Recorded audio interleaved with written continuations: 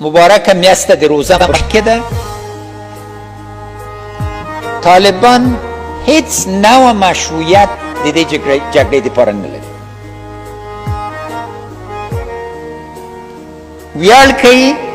چې باندینی قوتونو باندې حملې نه دي کړي موږ ډېر خوښ یو چې باندینی قوتونو باندې معامله نه ده کړې مګر چا مشروعیت درکړی چې د افغان اولاد ووژني خپل ورور خپل خور خپل کور تباه کوي بس ده راسئ چې یو بل ومنو او دا وطن په ګډه آباد کو په ګډه یې سوکاله کو او د پردي لاسونه بند کو تاسې باندې ناره کوم چې د پردي وسیله د استعمال نسي افغان یې نور افغانان هم مني نور افغانان ومنئ یو افغان د بل افغان ته نه تسلیمیږي